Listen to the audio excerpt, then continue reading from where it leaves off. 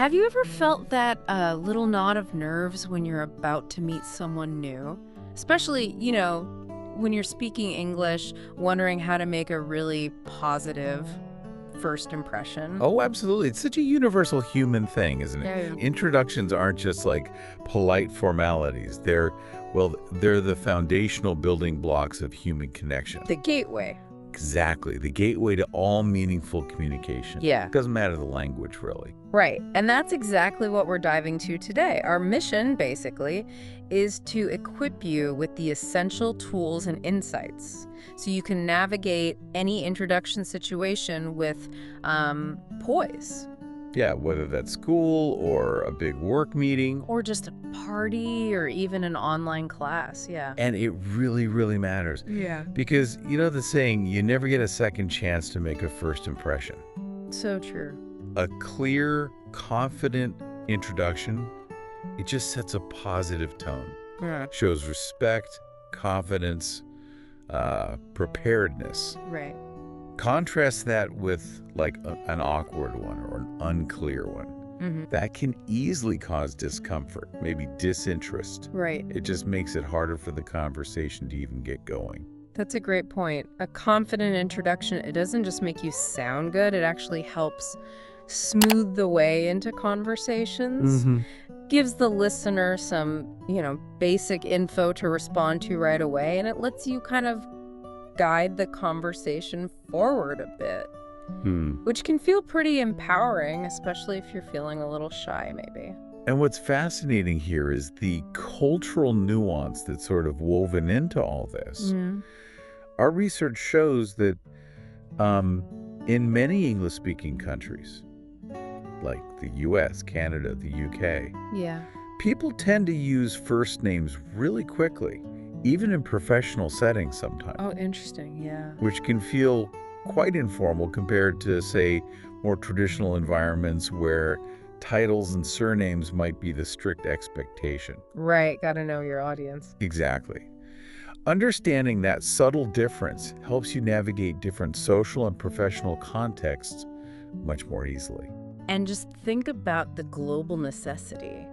I mean, English is pretty much the dominant language for, well, everything, isn't it? Business, travel, education, tech. Yeah. So being able to confidently state your name, where you're from, your job, your interests, it genuinely removes barriers. It creates connections with people literally from all over the world. It's not just speaking the language, it's about connecting globally. Becoming a global citizen. Yeah. Okay, so here's where it gets really interesting, I think. We're going to look at what truly makes a good introduction.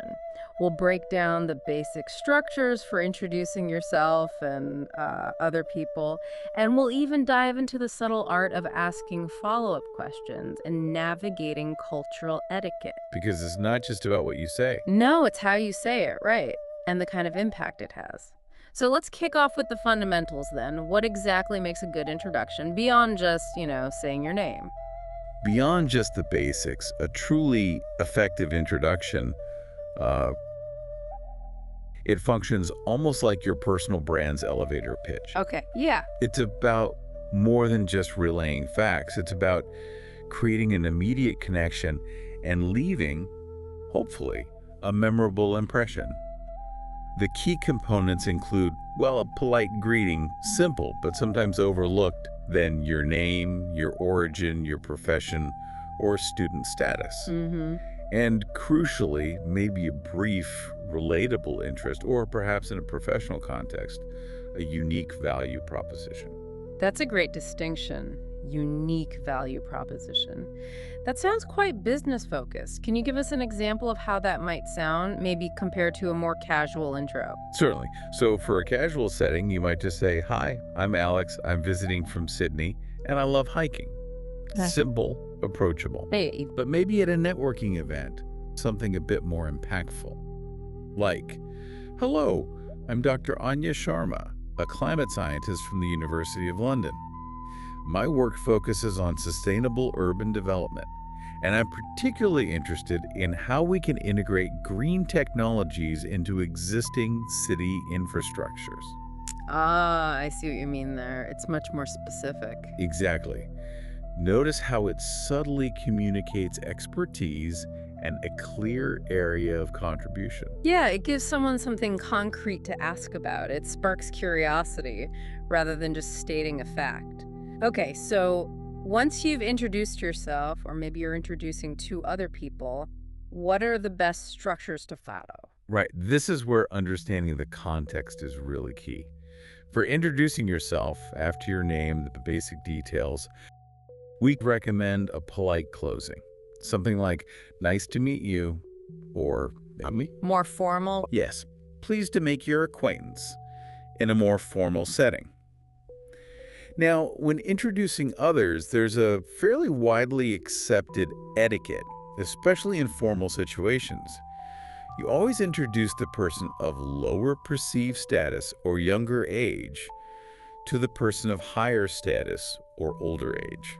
Okay, hang on. So if I'm introducing my new intern, Sarah, to the CEO, Miss Evans, I wouldn't say, Sarah, this is our CEO. It's the other way. Precisely. You'd say, Miss Evans, I'd like to introduce Sarah Miller, our new intern. Got it. And then it's really helpful to provide just a brief, positive piece of information about each person.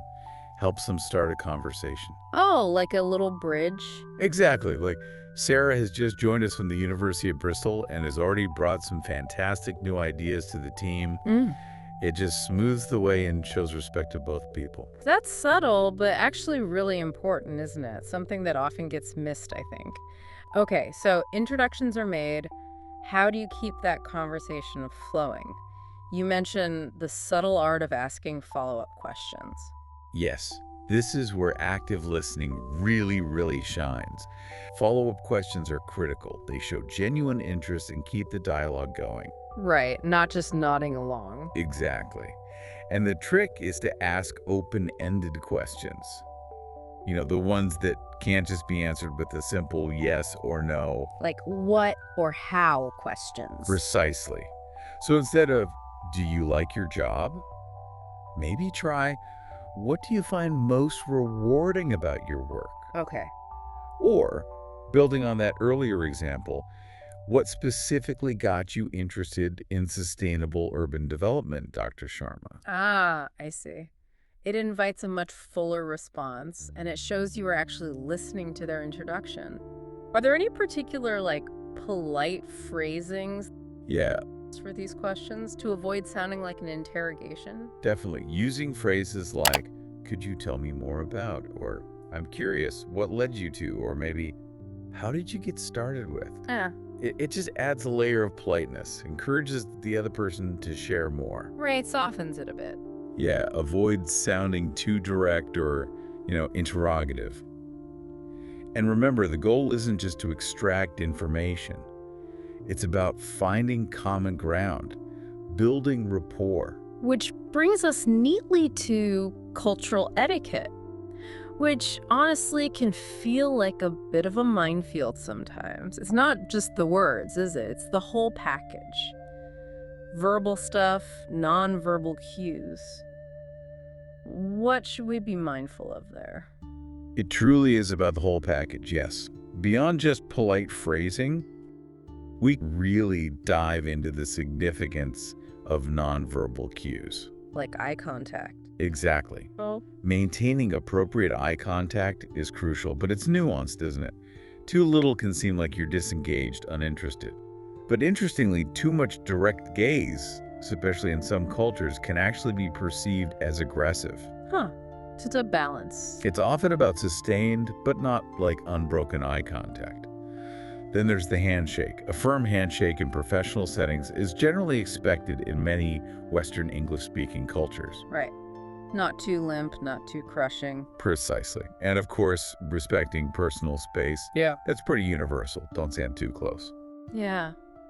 And what about those tricky topics?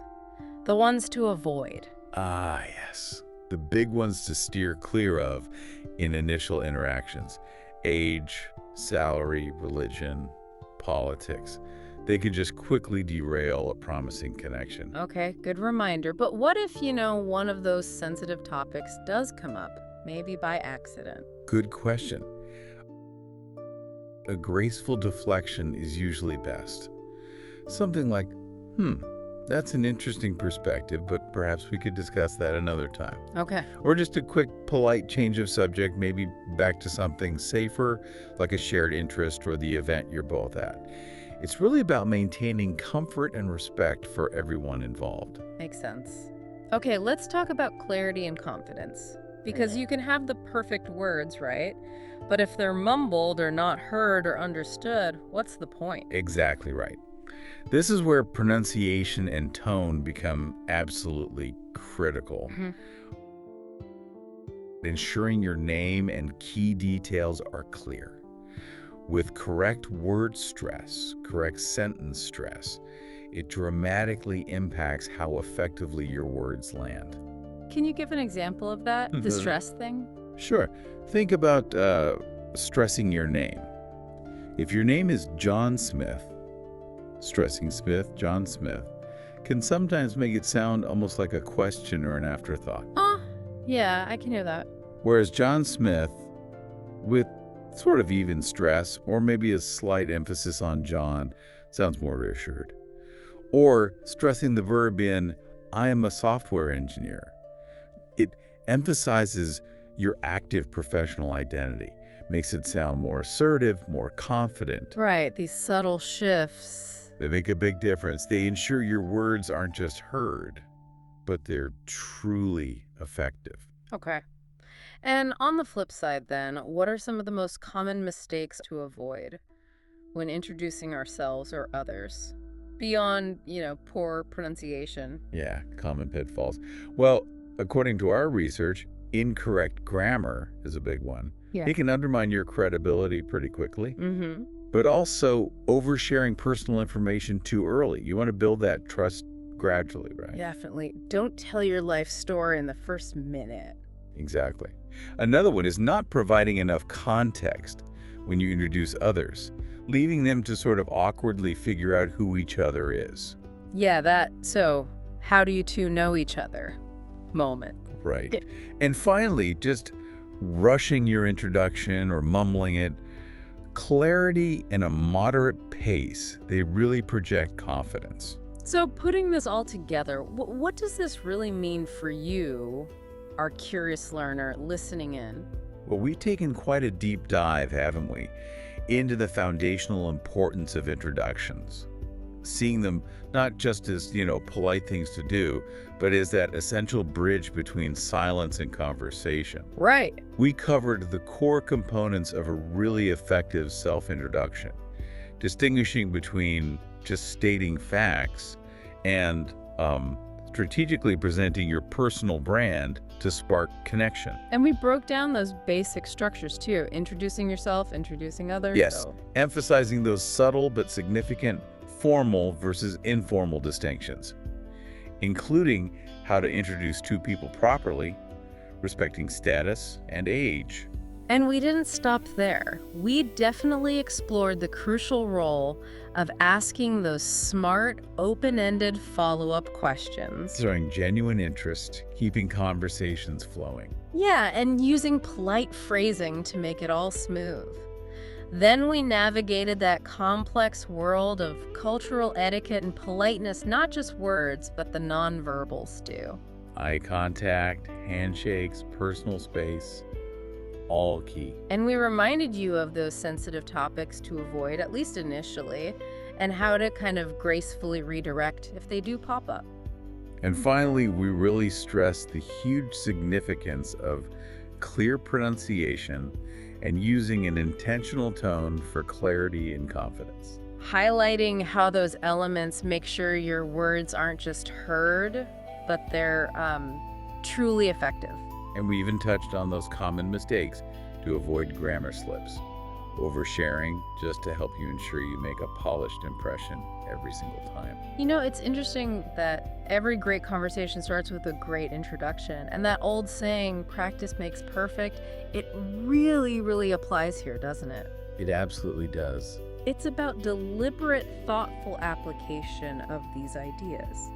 So here's a thought for you to chew on, something to maybe keep exploring long after this deep dive is over. If your self-introduction is truly your personal brand, how can you infuse it with a unique element? Something that doesn't just convey information, but genuinely sparks curiosity and maybe a deeper connection with the people you meet. Think about what you want your introduction to do, not just what it says. What feeling or thought do you want to leave with that other person? That's a great challenge. And remember, the key to mastering this isn't just knowing what to say. It's understanding the nuance of how and when to say it. Keep practicing these skills regularly. Actively listen to how other people introduce themselves, how people respond, and you'll find that your English abilities, and just as importantly, your connections with people, they'll grow stronger and more meaningful every day. Every introduction really does open a door. So with the right words, the right approach, you invite people into your world.